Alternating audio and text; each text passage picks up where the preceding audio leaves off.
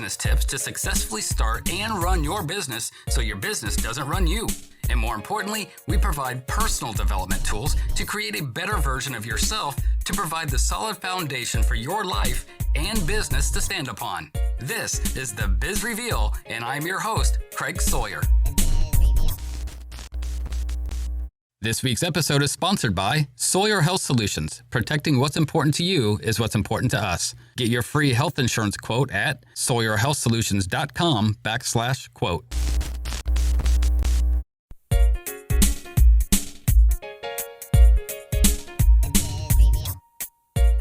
A digital marketing specialist and startup consultant with over 20 years experience, David Somefleck has worked for marketing agencies across North America. He has written for over 50 publications including AOL Time Warner and Fox Reality and has presented at Microsoft. David has authored a book entitled The Road to Digital Marketing Profits and shares how to build a company's revenue quickly utilizing digital marketing media of all kinds. After the show, learn more at www.dms@dms.blue.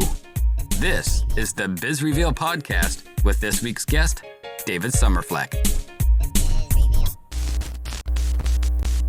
Well, first of all, what is a startup? I'd like to briefly touch on that, if I may. Okay. I mean, if you talk about a startup, there's different types of startups. If you talk to people who are techie or, programmers or what have you, usually a startup is a highly technical term, like a software development company.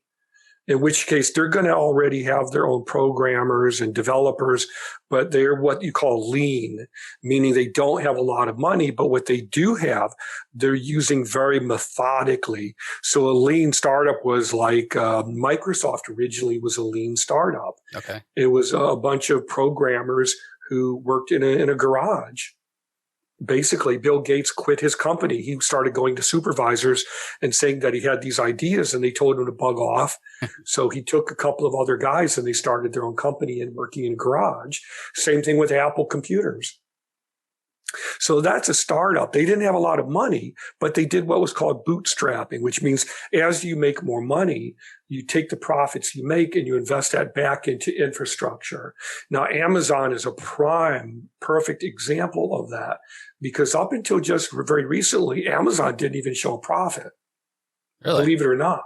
They were making a lot of money, but what Jeff Bezos was doing was taking all the profits and then reinvesting that back into infrastructure. So he was buying up more warehouses. He was buying up more fleets of vehicles.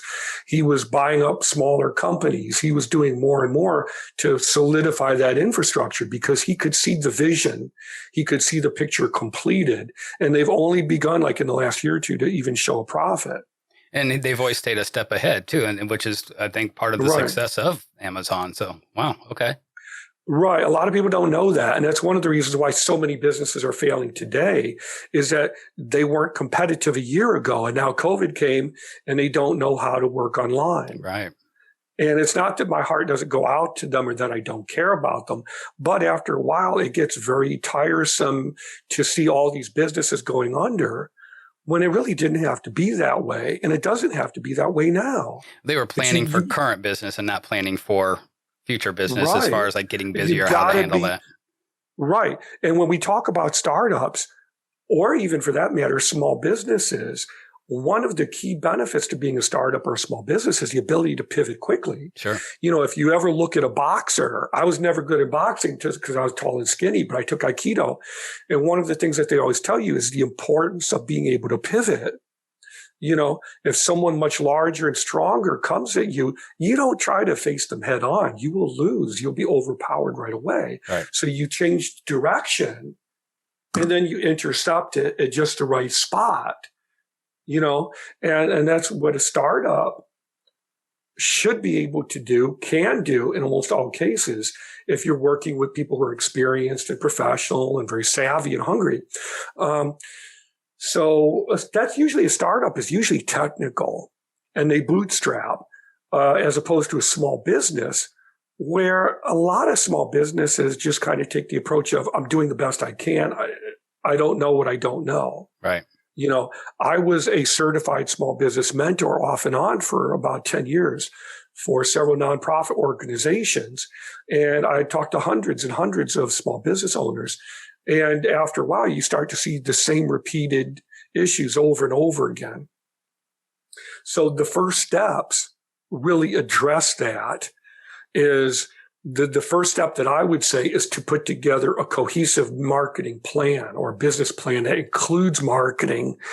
And you can't talk about marketing without talking about digital marketing. And I know a lot of people still love putting ads in newspapers and in phone books and on buses and so on. Right. But the ROI, the return on investment, is not there. Sure. And if there's somebody who disagrees with me who works in advertising, that's wonderful. You know, you're welcome to, you know, give me your opinion for my own podcast. And I'll mention that later if you let me.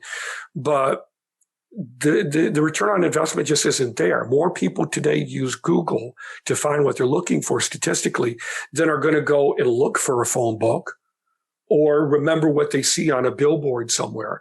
And most people, when they're driving, let's be honest, they're either looking at their phone at every red light or they're using a GPS. Right. You're not looking at the billboard and saying, ABC law firm, let me get out my notepad and write down their name and phone number or their website. You're not. No, sure. I mean, but I think it's still somewhat effective. Obviously not so effective as it might have been, 20 years ago. But I think seeing the same name, the same business name, the same person's name, the same picture over and over and over again. The repetition. Sure. So I think it still works, but in a much different way than it worked, because I do the same thing when I see that bus bench sitting on the side of the road. I'm like, I'm passing that thing up going 45 miles an hour. So how likely is it that I'm going to be able to write down that attorney's phone number that I see as I'm strolling by? So I wonder how effective and why people are spending money doing that. But I think the more you see Coca-Cola out there. I mean, everybody sees Coca-Cola, Pepsi-Cola, all these Amazon, whatever. You see it over and over and over and over again. And if you're seeing it over and over again, it is effective marketing. So it's just effective in a different way than it used to be, I believe. Right. Well, Edward Bernays, without getting too deep into it, was the nephew of Sigmund Freud. And Edward Bernays was like the evil version, basically, of Freud. So if you're a family member of Edward Bernays, please forgive me. I'm sure he wasn't really a bad guy. Right. But basically, Edward Bernays went to marketing agencies and he said, look, what my cousin Ziggy wouldn't do, I'll do. I'll go to the highest bidder. He was basically the father of what is modern day marketing and advertising. Okay. And he took those psychological principles. And they basically studies have shown conclusively that for most consumers, they want to see something or they need to see something 7 times before they'll act on it. And you can even Google the term and you'll find the scholarly reference links for this. And so that's why if you go to a lot of business websites, just like my own, you'll see multiple repeats of click here to do this, or click here to schedule your free consultation, or click here for this special offer, or whatever. There's a reason why modern large business websites will have special offers, limited time offers. Are they really limited time? No, they just tell you that. Come on. We all see stores that say it's a grand reopening, but the store has been in business for 5 years. Right. They do that because they know it will motivate people. If you go to Amazon, they'll tell you there's only 2 left in stock, so you better order now. But then you go back a day later, it's still there. That sense of urgency. Right. So that sense of urgency really confronts people's sense of complacency and meets them where they live. Because the lowest common denominator, the easiest thing to do if you have a problem is what? Nothing. Sure. Nothing.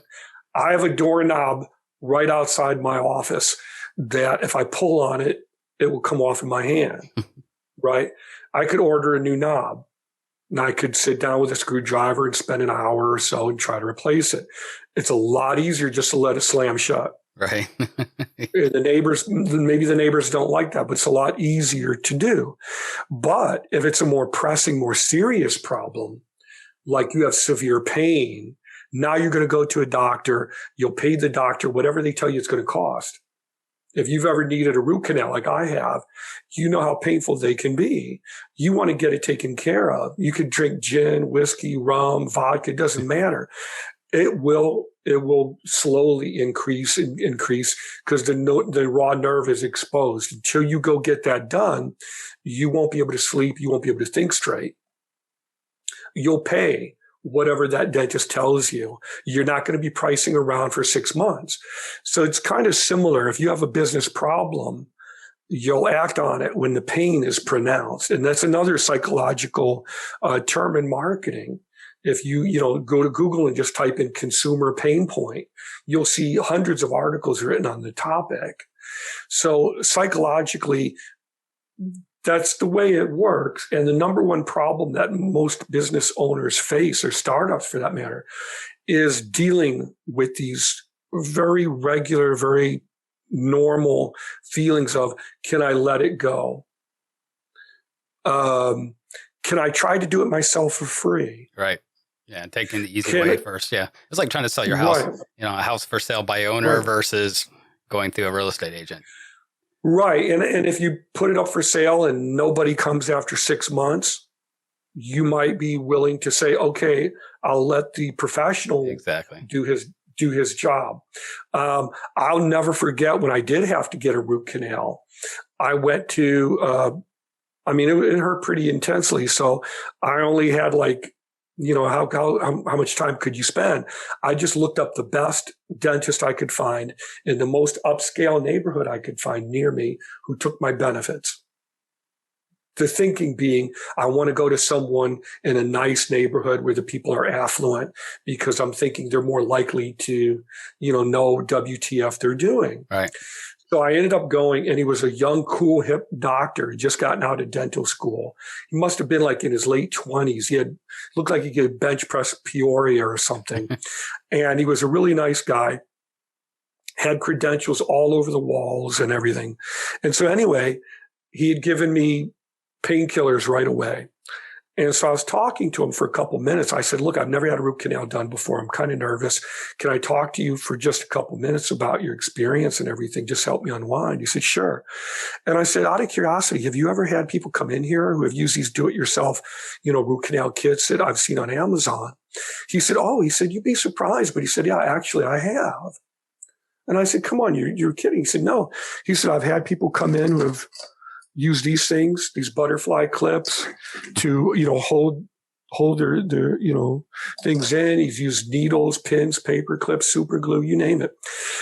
And he said, he said that it would usually cost double or triple what the procedure would have cost because he had to undo what they had done. Right. And in addition to his own work. So without digressing too much, the number one immediate problem I see is jumping in, trying to do everything themselves for themselves for free. And the reality of this is that whatever business you have, whether you're a realtor, a restaurant owner, an accountant, an electrician, whatever it is that you do, you want to be running and managing that business, not trying to learn everything about programming, SEO, content marketing, e-commerce, Google Analytics and everything that goes into digital marketing while you're trying to run your business because you're taking away valuable time that you should be in the restaurant, in the auto shop, working with accounting clients. Right. Doing the things that you went into business to do, the things that you're good at that can make you money.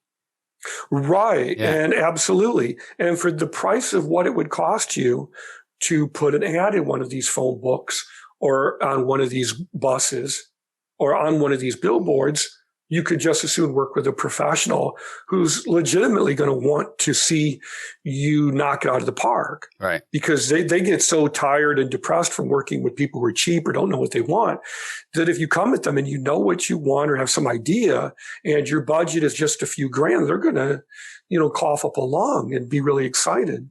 So I'm going to expand on that a little bit because you're talking about me. Sure. I'm that guy, right? So I am a little bit of a control freak. I like to have control over, as much of my life as I possibly can. And I do fall in that category, like many others, where you're a business owner Right. and, you wear all the hats, right? When you first start off, you're wearing all the hats. You're trying to conserve, whatever money that you Yeah. have that you can, put into the business and everything. And not only that, but I also want to learn every aspect of my business. So even though I might Yeah. later, you know, release that power, right, and give it to somebody who actually knows what they're doing, like a marketing specialist like yourself, that can do it more effectively. I still want to be able to understand that part of the business. So, I learn about those things, one, so I can use it, and then try to perfect it. But two, just because I want to understand every Right. aspect of my business. So I know even if I do hire somebody out to do that kind Yeah. of stuff, I know they're doing what they're supposed to be doing and I'm getting the results that I should be getting for what I'm paying for it. You know what I mean? I do. And let me tell you, there's different types of being controlling. So what you said as controlling, I don't really see as controlling. I see that as a desire to be informed, which I like. Right. Yeah. And anyone who is experienced and professional enjoys what they're doing, sees it as a serious craft and as a serious service, will not mind asking questions. They should be prepared and able to answer this. After 20 to 25 years of doing this, I'm pretty rehearsed in how to answer just about any question, unless I'm like, I haven't had any sleep in 3 days or something. We've You all know, been there. yeah.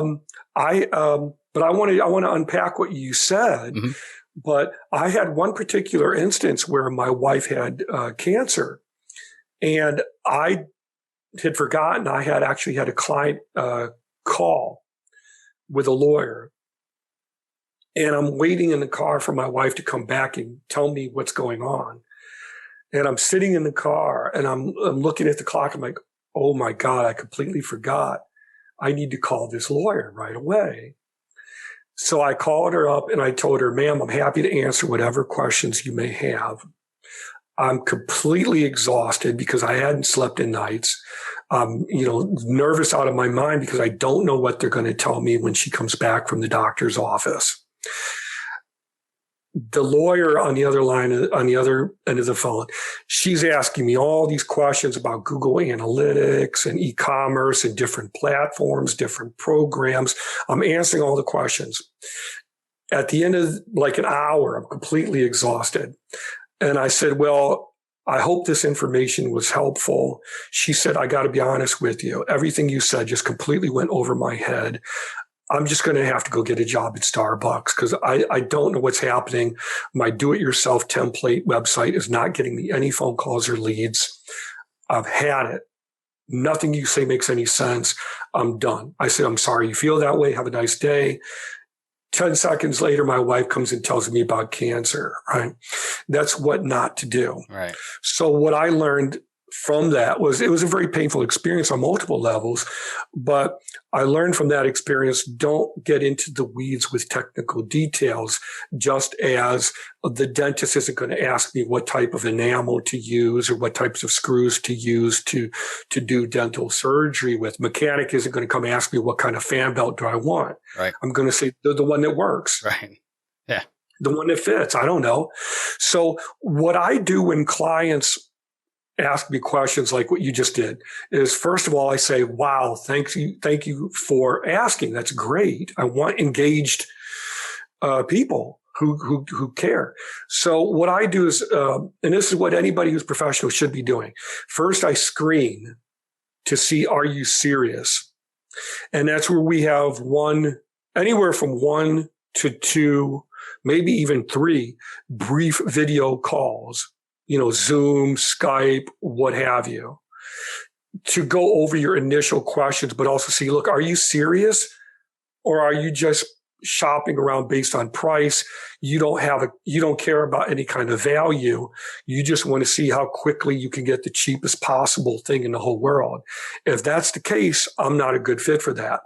But if you have legitimate interest, you have legitimate goals, you have a realistic budget range and so on, then it's like, okay, now we can proceed to what I call an onboarding process.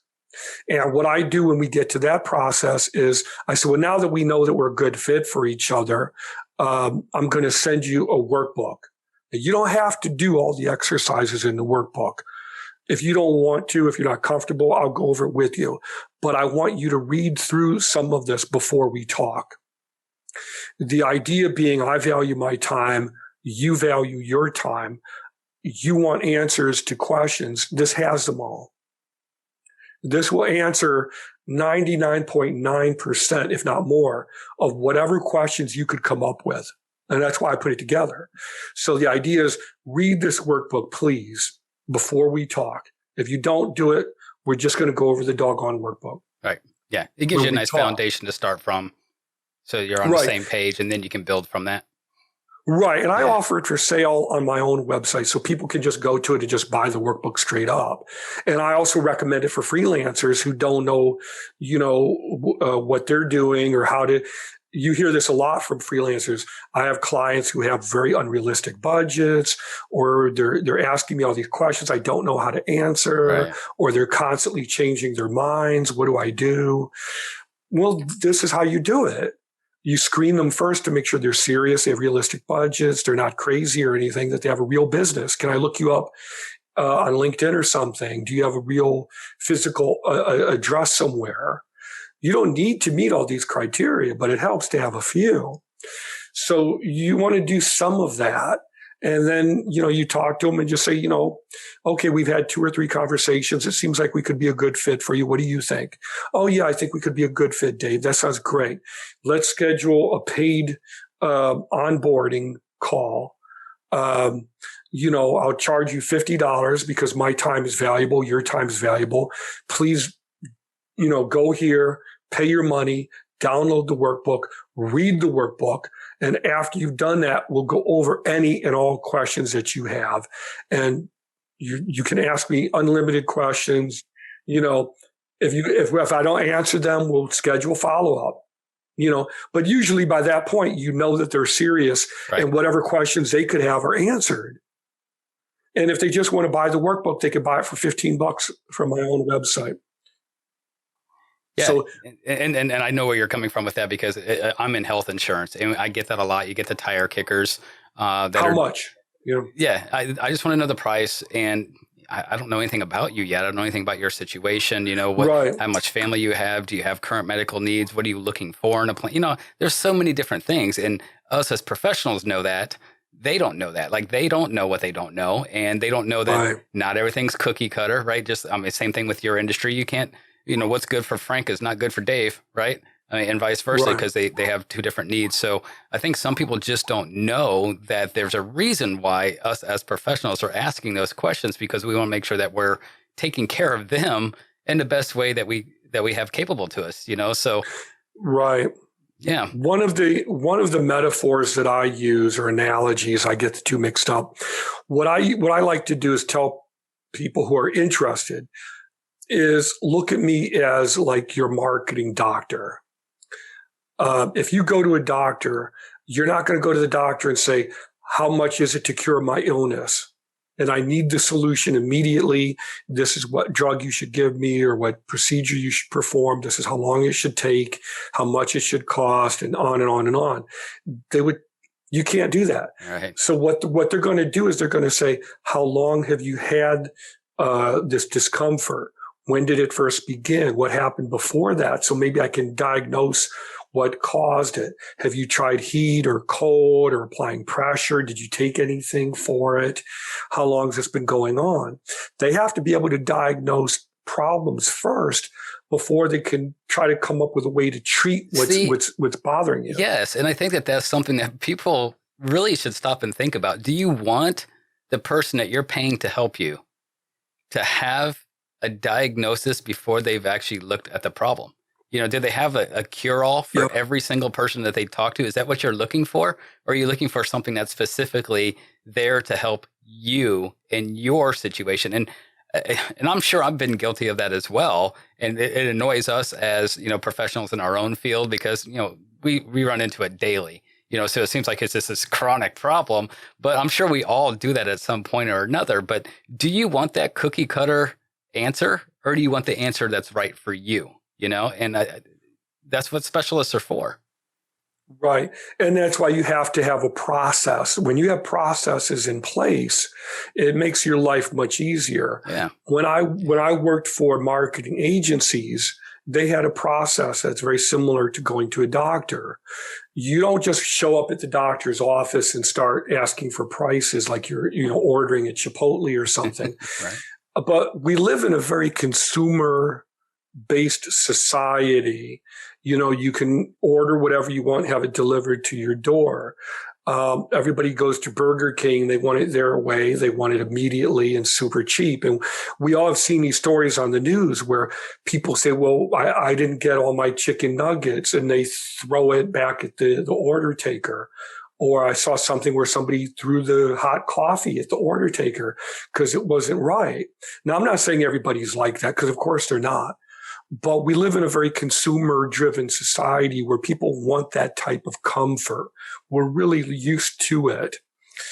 But you have to understand that you get out what you put in. Right. There's a reason why Whole Foods charges more. There's a reason why, you pay to join Costco. They may let you come in one time for free, but then after that you have to pay because they value what they do and how they're different from others. So you kind of have to look at those things in perspective. But I always try to tell people that, first we have to diagnose what problems you have. If you don't think you have any problems, there's nothing for a professional to do. Sure. Now, yes, you can go get a template and throw it up on the internet. But in my view, after doing this for 20, 25 years of working with hundreds and hundreds of people, I've never met a single company owner or business owner yet who is actually making real money and getting real traction from a do-it-yourselfer template. Right. I've never seen it happen yet. They may be getting business coming in from other aspects, but not through that directly. Well, let's get into a little bit more specifics, because I know so far Sure. we've been a little general what we have to do with a broad audience. But there Sure. is something that I brought up to you on our conversation before we started recording today, and that's SEO. And this is something that's always been a bit of an enigma for me. I know what it is. I know what it's for. Search engine optimization is to be able to be found when people are doing a search on Google or Bing or Yahoo or wherever, whatever search engine they're using, that your name can pop up on that first page or hopefully even in the first spot.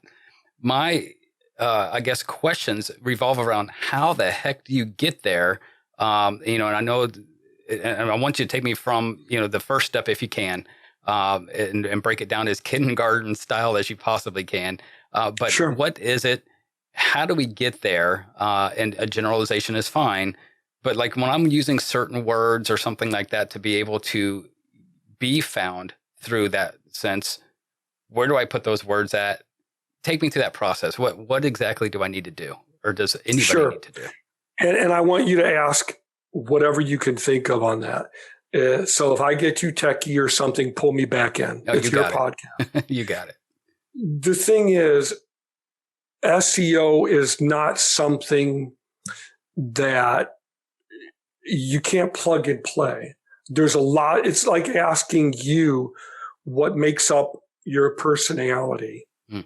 Okay. You could say, well, my childhood, my DNA, my economic situations, if you're not doing well financially, that could affect your personality.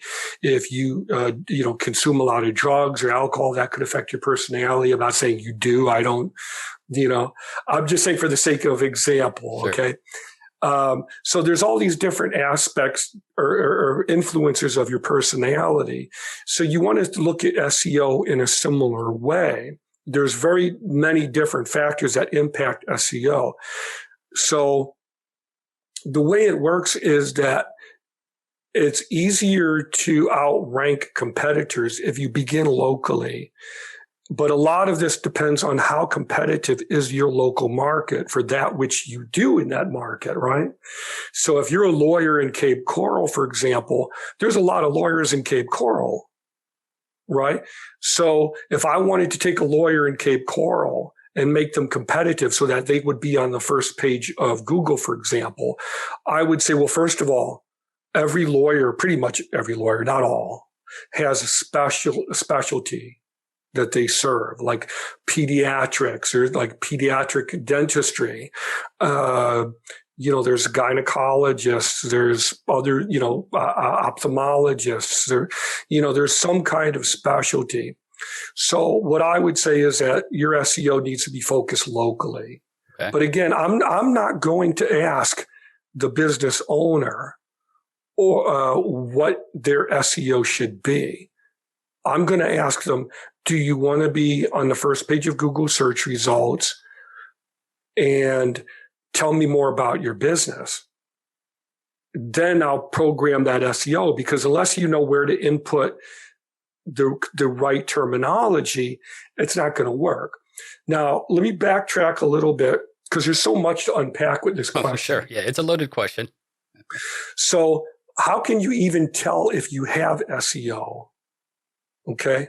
And most people don't even know this. And again, I'm not saying it because I'm judging anybody. I'm online a lot. That's why I wear these tinted glasses, because I'm online a lot, and it's just easier on my eyes, but I do like blue. But anyway, here's how you can tell what your SEO is now, or if you have SEO. Everybody uses the internet, right? So we all use Internet Explorer or Google Chrome or Firefox. And I think Google came out, or Microsoft came out with Edge that a lot of developers don't like. Most developers prefer Google Chrome or Firefox because they're more modern, they're more current. Okay, so you open your web browser. We all know what a web cursor is, right? So you go to the top upper left-hand corner of your browser window, and you'll see a tab.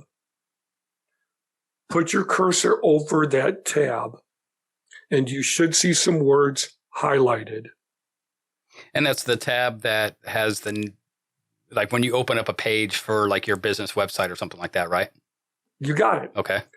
Now, if you see the word home, what that in effect tells Google is, who does this website serve? It serves home, meaning It serves no one. If you put the cursor over that tab and it shows a company name, then it's effectively telling Google, what does this website do? What is it about? It's this company. What you want is to put the cursor over that tab and see Realtor, Cape Coral, comma, FL, Realtor. And then an up-down mark, whatever your realty company name is. If you're a doctor, you want to put the tab over that, the cursor over that tab, and you want to see something like pediatric dentistry, comma, Cape Coral, FL. So it should display what somebody would probably likely type in to search for you. That's what that should display. Okay. Exactly. Because most people do not go to Google and type in a specific company name. Or type in home. Right. Right. Right. If they know you, they already know what your website is. Right. They've got your business card. They're looking at it directly. So it's unlikely they're going to type in a company name into Google. They're going to type in the service that they need. And then Google, unless you have this disabled, will automatically detect your city and state and find the one nearest to you. And what do you do in the event, I'm sorry to cut you off there, what do you do in the event that you are a nationwide service, or in like my case, I'm licensed, but I'm licensed in over 30 states. Would I just put health insurance agent / obviously I'm not going to put a location necessarily. Am I? Oh, well, you did say start locally. So should I still go ahead and make that like Florida, for example? You got it. Okay. Like Buddha would say, you're answering your own question. Now, there are ways, if you may be licensed in multiple states, right? Right. Okay. Do you have offices in multiple states? I personally do not, but the company I work for does. Accidents happen. People get sick. Some expenses are obvious, but some, well, we don't always think about until it's too late. The right health insurance plan can make the difference between discomfort and disaster. You need a plan that isn't only affordable, but customizable so you only pay for what you need and the peace of mind in knowing that it's there when you need it most.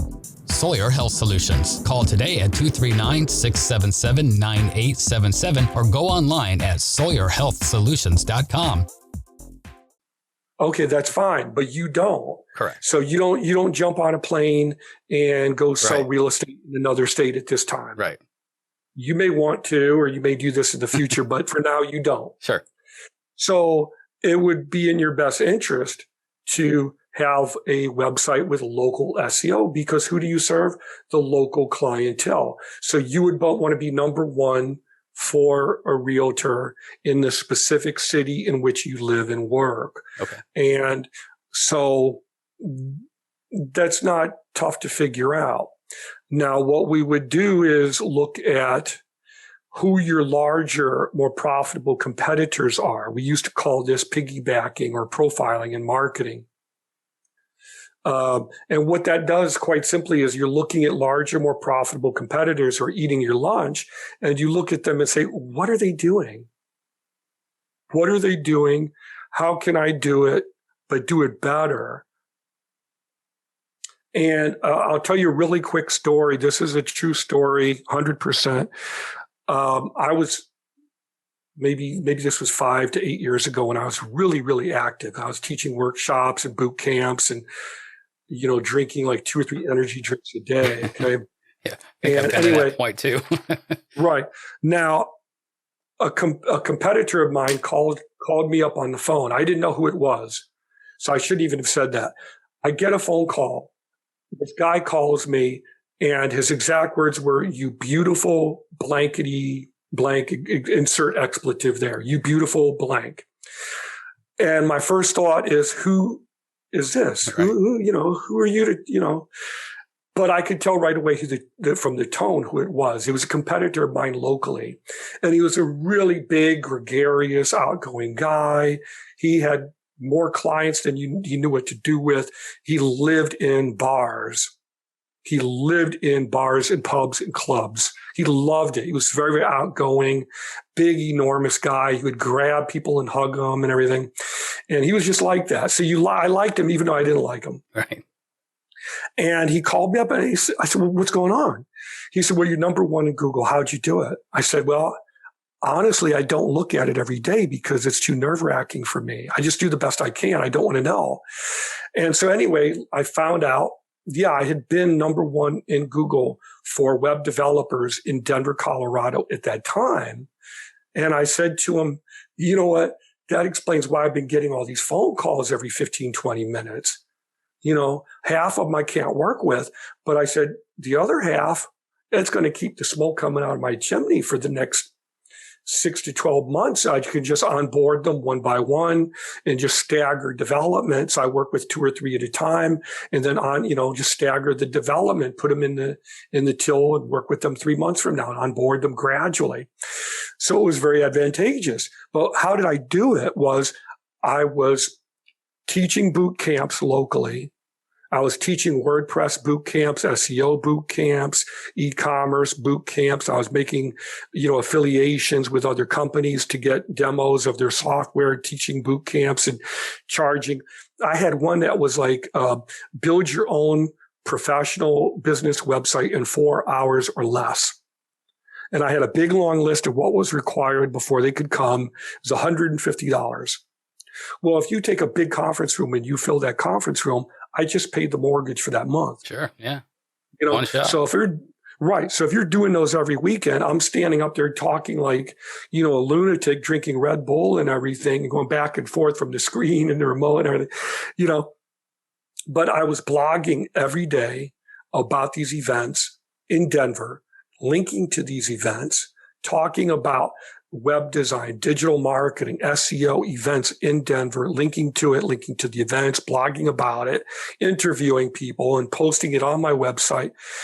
Well, after doing that for a couple of weeks, Google is going to index your site and think, wow, this guy's website is the happening place in Denver, Colorado, as far as being online. And I also had 2 or 3 other websites for the Denver area that were complementary. They were similar, but not the same. They were different content, so slightly different. So after several weeks of doing that, it makes sense that I was gaining more visibility. So there was a point in time where I had like 3 sites on the first page of Google. Oh, nice. Well, naturally, you're going to get more phone calls. That's just how it works. So that's how I had done it. So there's a lot of little techniques that go into that, but that's just for starters. Now, there's a lot of other things you can do that I can dig into. I mean, Google offers a lot of tools for people to use, but you have to know how to use them. So I think another side of that, and that's one of the most helpful ones, because that starts with website creation. Most of us know that you have to have a website for your company, no matter how small or how large you are. Websites are a necessity to kind of give you credibility to the company. So knowing that you can change what pops up in that tab, and that will help you. Step 1. Step 2. Now, and again, I'm just using things that I've heard, and you can correct me if what I've heard is just hearsay or if it actually has some merit to it. But it's also the words that you use within the pages of your webpage, like your homepage, your contact us, your about page, all those tabs that are in your website. Is it the words that you use inside of the website itself on the pages? And how often you may use them, repetitiveness of certain words or certain terms? Yes and no. Okay. Yes, you want to, you do want to, like, let's say give me an example other than, whatever you can think of. If I'm in health insurance, do I want to use the term health insurance as many freaking times as possible on my website to be able to get that notoriety on Google? Yeah, there's a certain break-even point. Okay. That if you use it too many times, Google is very sophisticated at this point, and they update the algorithms about every 3 to 6 months, I think. And so they rule the SEO market. It used to be easy to kind of hack SEO back when all we had was Yahoo and Excite or something, or Dogpile. I don't even know if they're still around, or Alta Vista, whatever. Google is very sophisticated. So if you use those terms, like health insurance, too many times, they know what you're trying to do. Right. They'll say, hey, look, you're spamming us. Right. Okay. We'll push your website down in the search results or remove it completely. Okay. Which they can do because it's their company. Sure. If your website doesn't have HTTPS in the green lock, Google will delist your website, meaning it'll push it down the search results. If your website takes too long to load, meaning appear on the page, they will push it down the search results. And people simply won't wait. If your website takes more than like a split second to load, most people would just give up. Sure. Yeah. We like that instant gratification, man. Right. Yeah. So as far as what you asked specifically, the words that you use do matter, but you don't want to do too many. So for example, when I had my web design agency in Denver, I blogged about events that I was participating in the Denver area, but they weren't all the same words or the same terms. So one week I would be teaching a WordPress boot camp in Aurora, Colorado.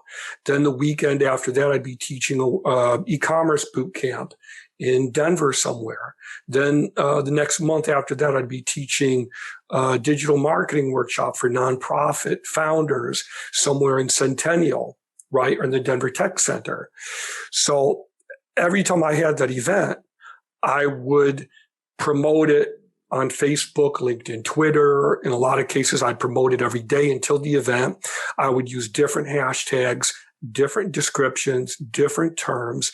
When I would blog about the events, I would obviously include links to the events. And so I wasn't just repeating things, but I was using complementary overlapping terms. Okay. If you ever go to Amazon and you try to find something, you'll discover that if you use different terminology, you can pinpoint more accurately what you're trying to find. So that's how SEO works. So words do matter, and the number of those repeated words definitely does matter. Is that where blogs could be helpful? Like if you have a blog page on your website, those blogs could be helpful because you're using more of terminology, and it gives you more of a variety because, typically it's the written word, right? It's not just an advertisement. So it's the written word. So they're not going to maybe notice because it's blended in with so many other words. If you use one term or one word more often, if it's just stuck in there, if you use it 10 times and you only have 50 total words versus using it 10 times and you have 500 total words, will that make a difference? Yeah. In fact, I'll tell you a secret right now that, I don't want to say 99.9% of people don't know this, but 99.9% of people don't do it. Gotcha. Okay. And I had two clients actually call me up and say, you got to take the site down. And the reason was they were literally deluged with phone calls to the point where they couldn't handle it. And they didn't want as many phone calls. So they wanted me to take the site down. They weren't equipped, I didn't want to do that. I felt terrible doing it, but we had no choice. They're getting phone calls and donations for their nonprofit, on and on and on. But here's how I did it for them. Okay. One was a home remodeling agency and the other one was a nonprofit organization. And this is what happened. So if you have local SEO and you start locally, like what I described previously, and you also have the SEO so there's the page and then there's the actual website. So you want to have local SEO for the website and that first homepage. Now, if you go to Google My Business and create an account, and make sure that's going to list you in, guess what? Google Maps, which Google also owns, right? So if you create an account in Google My Business and make sure that it's local, because it has to be in order for you to create the account, and make it as professional as you can, with your company logo, with photos of your staff, make it as professional as you possibly can. And Google will take that and index it. So if you have a local website SEO, local matching SEO for your homepage, you register with Google My Business. Then you have a video commercial that you list on YouTube with the exact same matching SEO as what you have for your site. And you put that on the first page of your website. You're probably going to shoot to and also if you have at least 10 or 20 intelligently written, well-written blog posts before you publish that website. So when it goes live, it gives Google a lot to index. Gotcha. Okay. So you want to have as much of that info on there already as possible. So it gives it the info that it needs to stick it in there where you want it to go. Right. Think of Google as a really, really hungry person, right? I used to have a friend who was a weightlifter. He was 285 pounds. Okay. He almost turned a car over once. He was so big and strong, but he was a nice guy, really sweet guy. You put him in front of a buffet. And I used to have so much fun with him because I would say, we went to school together. You're my best friend. I don't want you to eat any breakfast or any lunch.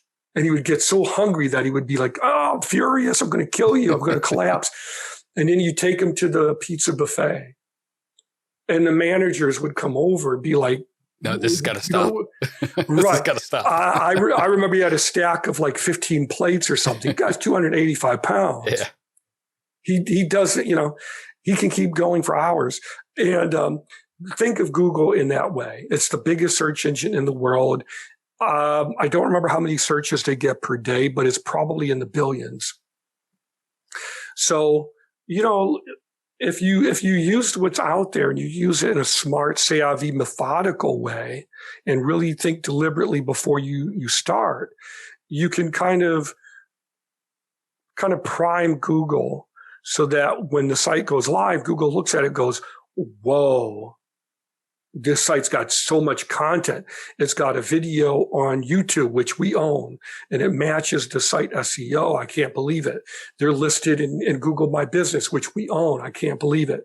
They've got like 20 or 30 blog posts already written about what they do, the areas that they serve, local area events. They're thinking, man, they're making our job easy here, right?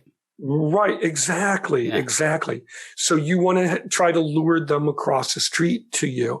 And if you do that, I can't guarantee that you'll be number one in Google immediately, but you'll do what your competitors aren't doing. And in most cases, you will see things move very quickly.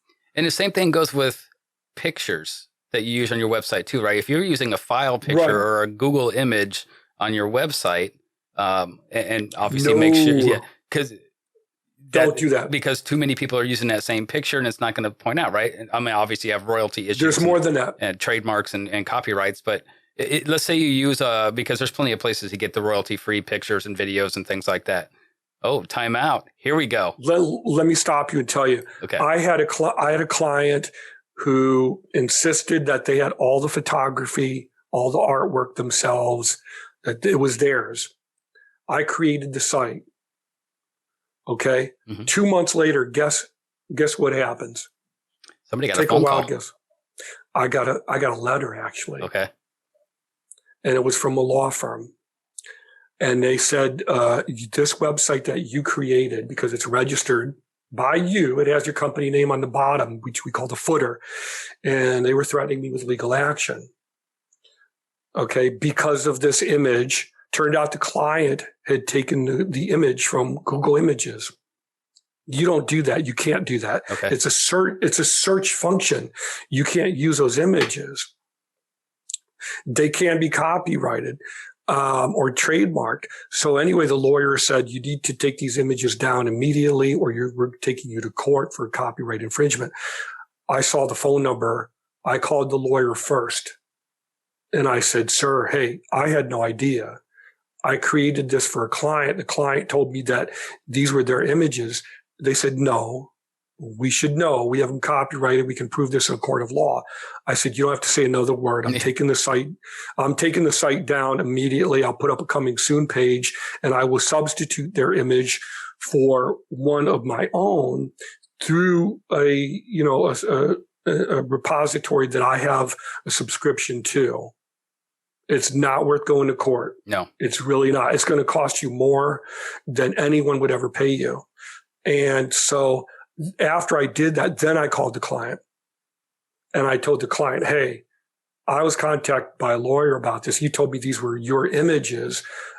I'm really not happy about that because, I'm the one who would go to court for something you told me. Right. That I took your word for." So, and this was another step in my process where I learned over the years, I don't ask clients to give me photos or artwork. I do it for them. I don't. Because again, the client business, the business owner, you're not going to be a professional photographer. Some of them are, of course, but the photos that you send me may not have the appropriate lighting, or it could be at a weird angle where it's not going to look professional on a business website. So that's where you would send a photographer to go take a professional photo of them or their office location or their staff, or the photos they send you just happen to be good enough. Gotcha. That does happen sometimes, but most cases it doesn't. So you really want to avoid lawsuits. They're not fun. So how does that work if you're using royalty-free videos and things like that? Because is that okay? You got to be careful. Okay. You got to be careful because in some cases, if you read the fine print, they'll say that you can use them as long as you credit the photographer. Okay. Now, I have a client who loves this one photo of a flower that's on her website. She loves it. That's fine. She's the client. But she has to put underneath it photo by TJ, Cocoa Puffs or whatever. It doesn't sound professional. Gotcha. It doesn't look professional. I would prefer that she not have it there. Certainly worth the time and effort, and it may be a small expense to hire a photographer just to go take the types of shots that you need. Because most websites don't have that many pictures. I mean, what are you talking? Maybe 10 pictures, around that area. So it probably wouldn't be that expensive to hire somebody to take the shots that you need to make sure that you don't have any issues in the future. Right. I mean, look, I'm no Brad Pitt, but I have a photo on my website that my wife took years ago. And it's not 100% perfect, but I post it on my website so people can see, who are you talking to? Mm-hmm. And it's a picture of me in an office environment, smiling, and people want to see who they're working with. Right. I had one person call me, another lawyer, who, said, I'm not getting any phone calls. Nobody's emailing me. He was very upset. And I looked at his website, and he had a photo of himself looking very serious, very stern. Half his face was covered in shadow. He had almost no content on his site at all, no written text content at all. And his SEO was not local, and it certainly wasn't specialized. And, so I could tell right away why he wasn't getting any phone calls. But when people saw that photo of him looking very, very stern, if not angry, in front of a courthouse, you're thinking, I don't want to call him. Right. It's not approachable. Right. This guy's going to bite my head off. Right. Yeah. Now, other people might feel differently. If I have to call a lawyer, I want someone who's going to be friendly, who's professional. Hey, what's going on? I can help you with this. I got this. I don't want somebody who's going to try to bully me because I'm the client, dude. I want to be able to talk to you about my problem. Completely open and free. Yeah. Just like the dentist or the doctor. Right. I want to go to somebody who's, you don't have to be laughing and slap happy or something crazy like that, but just be casual at the very least, like what we're talking about now.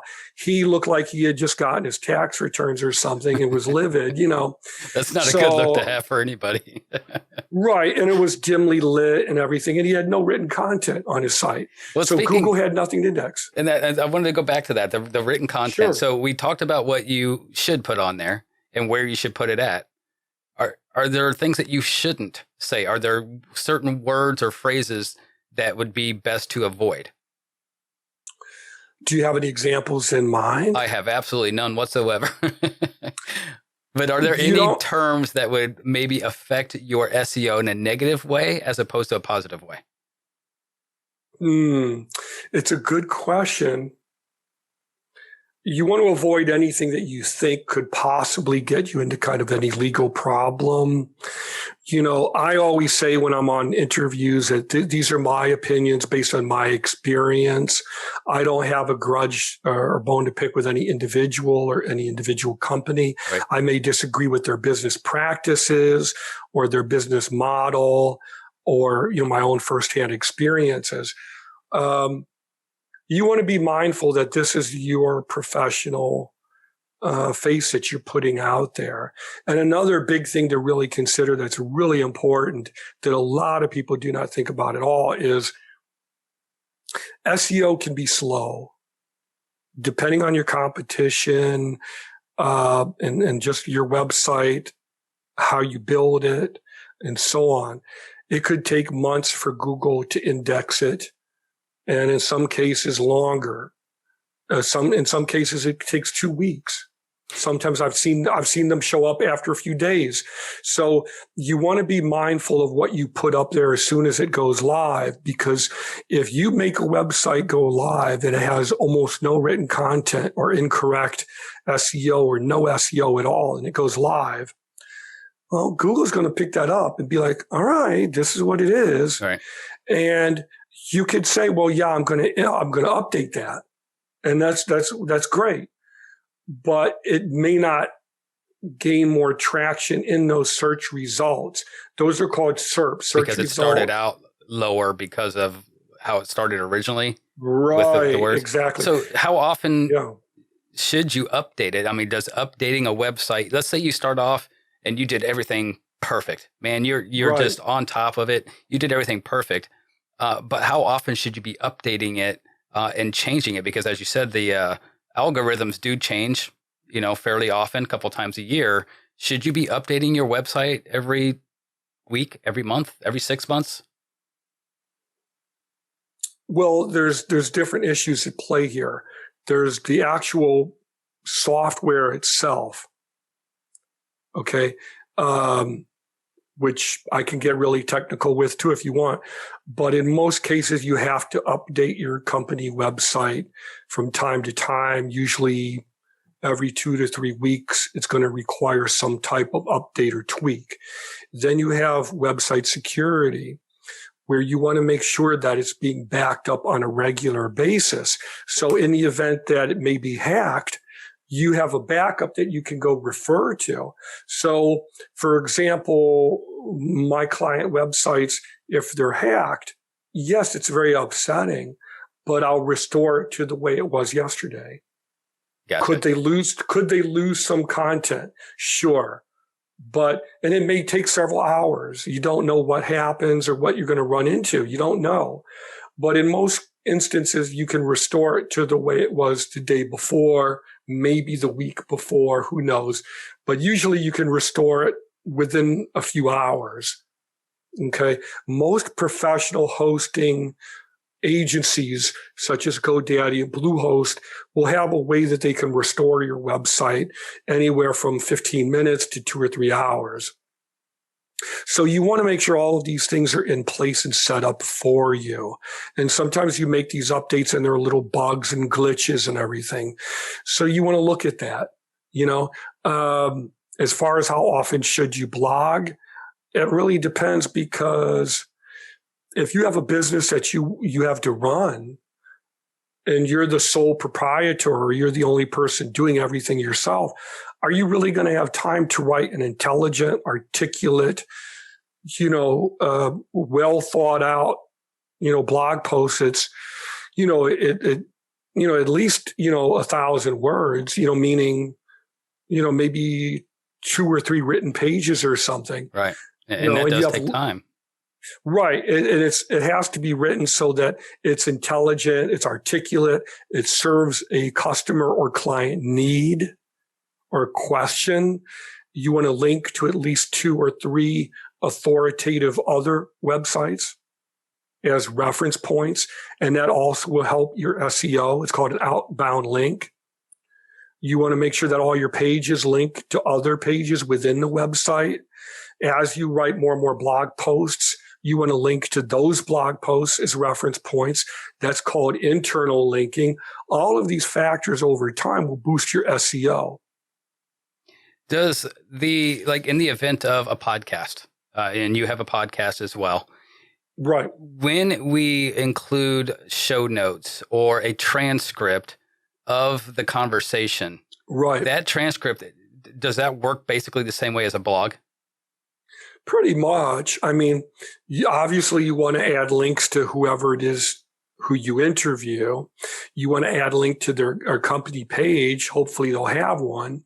You want to include links to their social media profiles, at least 3 or 4 links to their own business. If you mention a certain book or an article that you read, include links to that. Show a small photo of them. So, and if you have a transcript, then that's always better, because now you have more text. Right. And that's what Google eats. And it's updated every week or however often you release your show.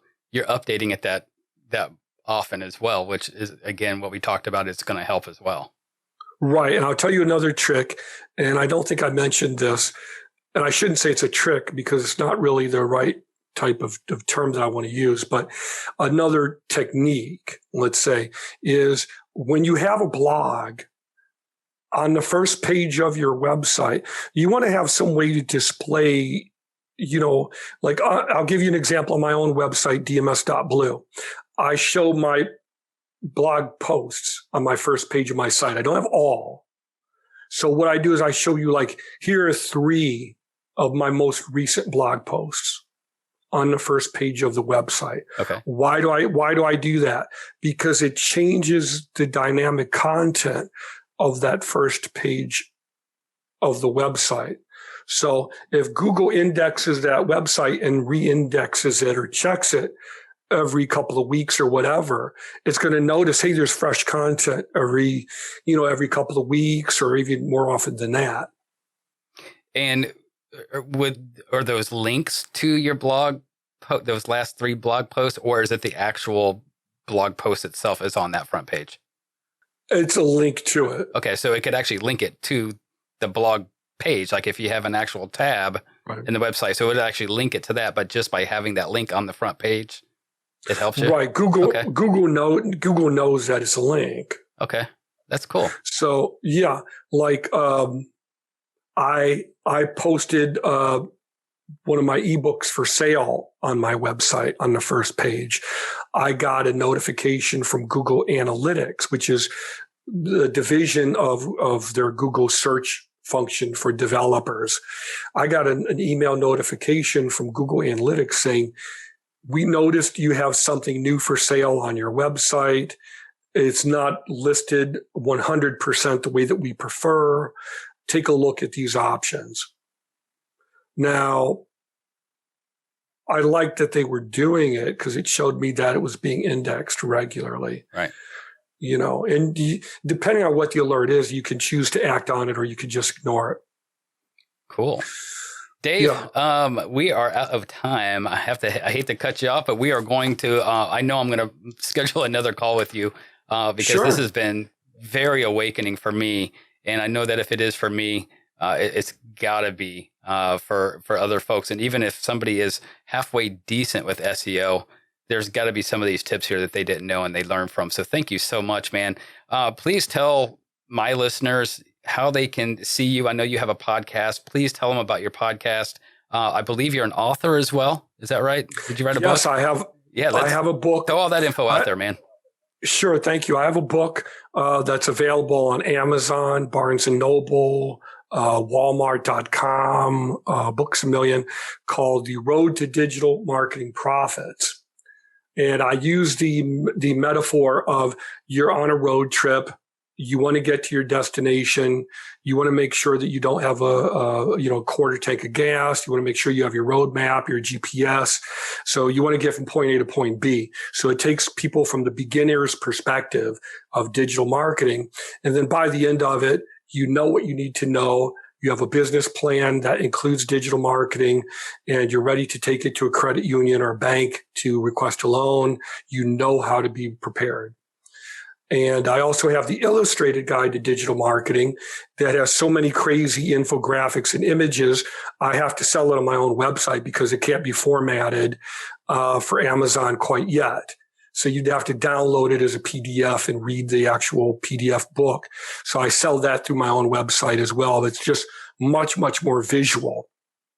My podcast is starting soon, interviewing people left and right, where we talk about digital marketing, but also global cultural shifts and business innovation and topics related to that. And if someone is interested in being a guest, or for that matter, you'd like to submit a question, please go to dms.blue/podcast guest. And you can also call my Google Voice phone number, which is 424-DAVID01, and you can record a question. And if it's a good question, I might use it for a future podcast episode where we say, hey, Susie called in with this great question. That's awesome. Let's unpack her question.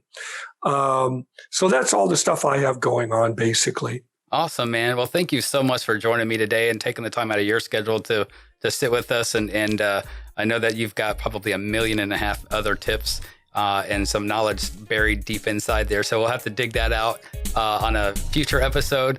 But again, Dave, thanks so much for joining us today, and I hope we get to talk again very soon. Absolutely. Thank you so much for having me on. Thank you for joining us this week. Go to our website at thebizreveal.com to catch all of our past episodes. We're available on all podcast apps, or you can watch any of our episodes on the Biz Reveal YouTube channel. I'm Craig Sawyer, and this is the Biz Reveal. Till next time.